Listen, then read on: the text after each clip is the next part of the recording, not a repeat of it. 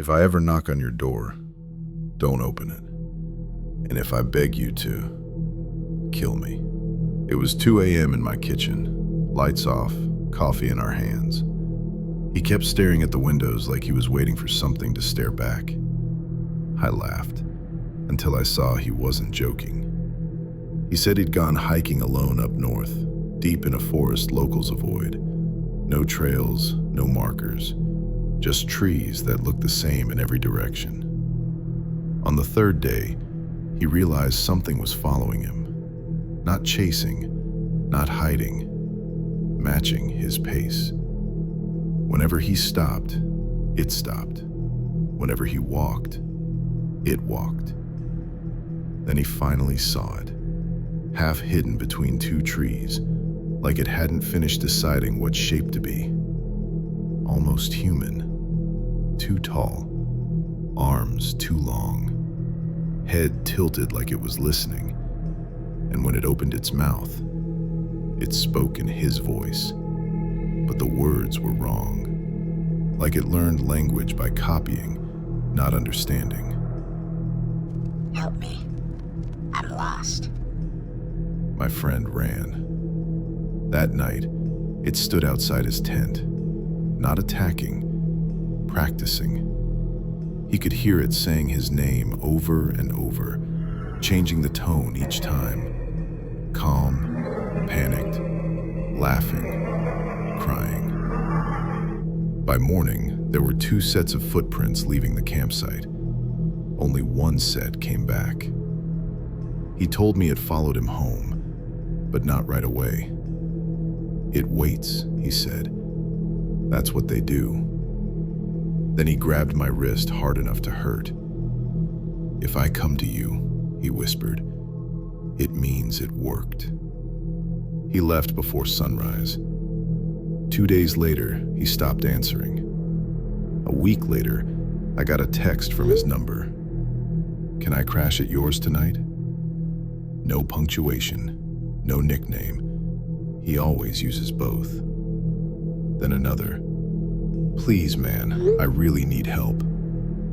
I didn't reply. I locked my door. That night, there was a knock.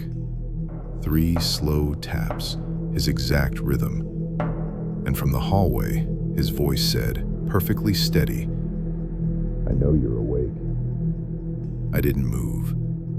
Then a long breath on the other side, and softer. I told you this would happen. The handle turned. It didn't open, but it turned. At 4:12 a.m., one last text came through. It's better at being me now. This morning, my neighbor asked why my friend stood outside my door all night. Said he never moved, just stood there, smiling and waiting, because whatever is out there now isn't my friend.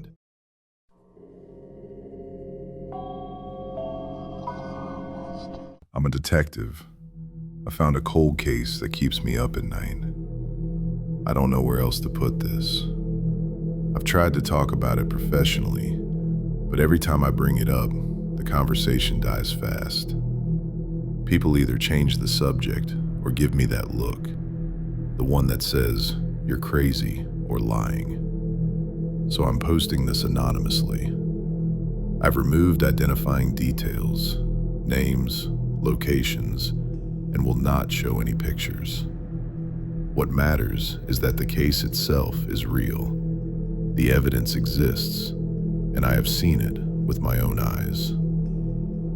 I've been in law enforcement for a little over 6 years. I started as a patrol officer in a small town. Night shifts, domestic disturbances, drug calls out in the woods. The usual slow grind that wears you down piece by piece. My last night on patrol, I nearly got stuck by a used needle while restraining a tweaker. Missed it by inches. That was enough for me. I still believed in the work, but I needed distance from the chaos. I went back to school, studied forensics, took every course I could afford.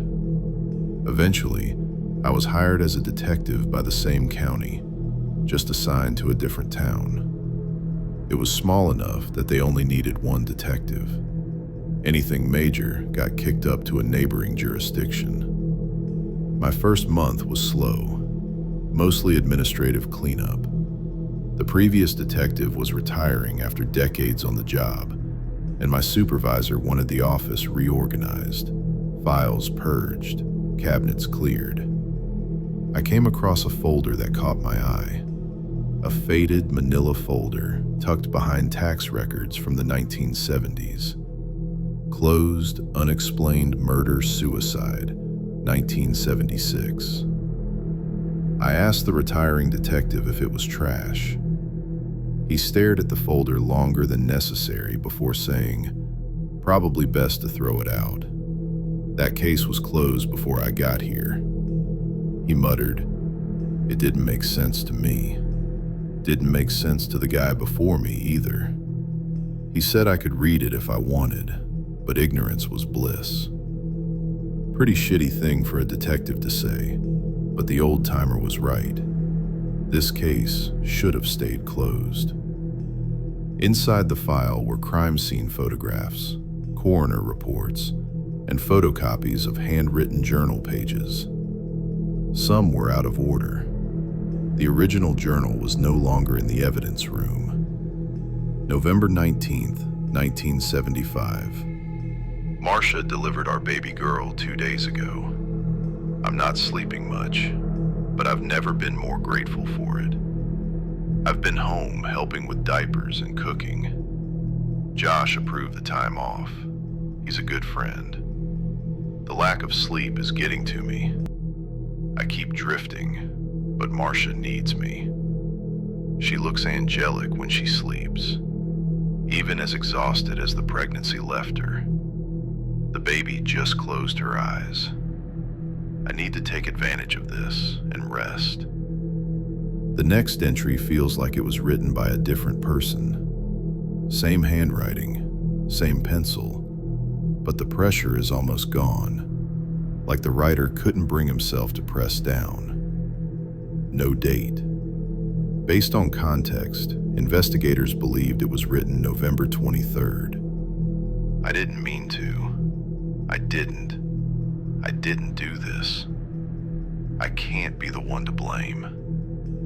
I need to call the police, but I don't know what they'll do to me. I can't face her parents, her brother, her. The writing trails off. Blood is smeared across the page, dragged from left to right.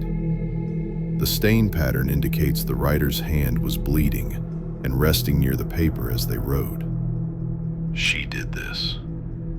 I didn't want it to happen. She shouldn't have changed. We were doing so good an hour ago.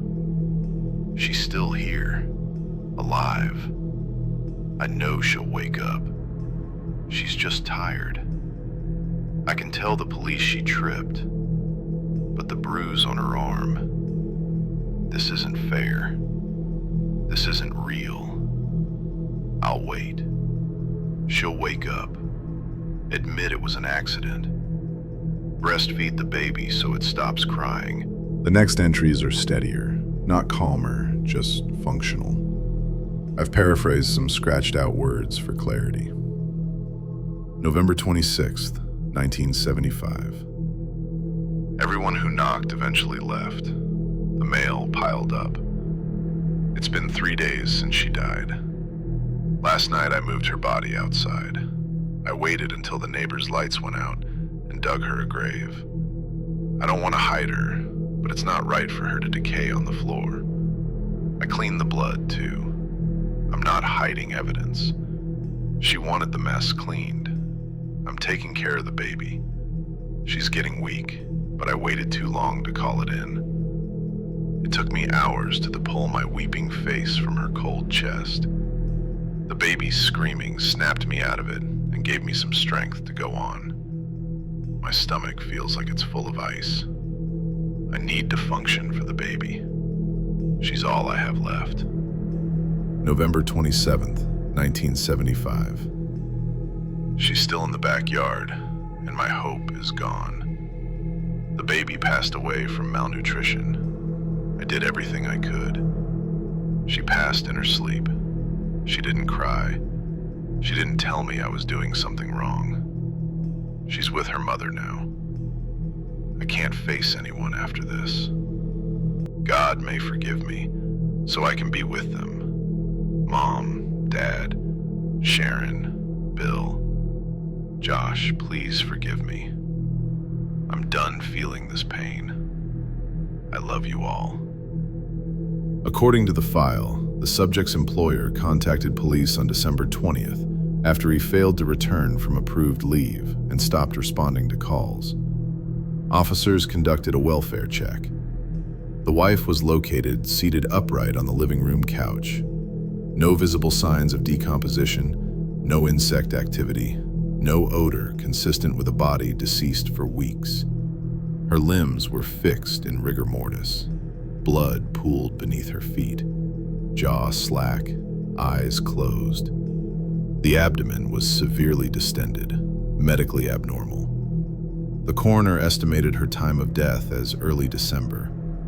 During examination, her clothing was cut away.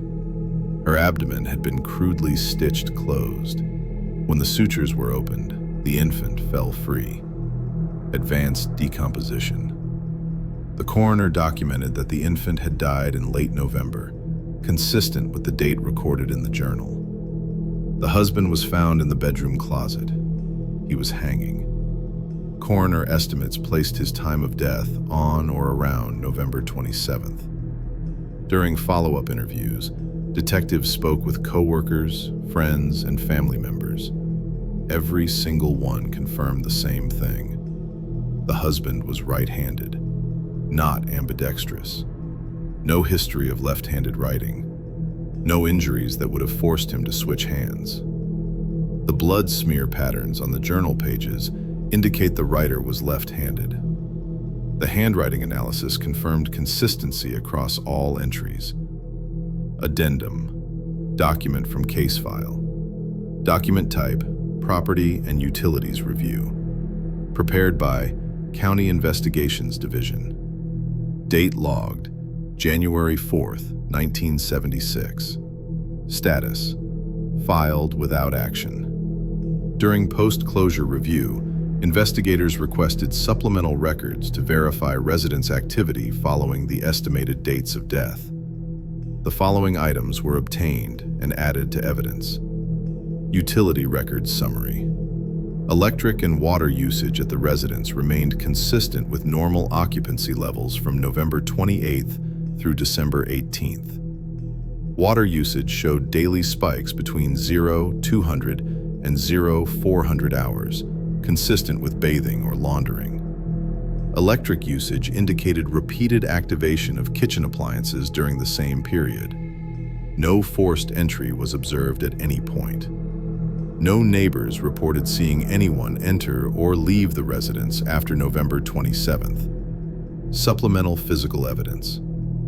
During secondary processing of the kitchen area, investigators recovered the following: one feeding bottle located in the sink.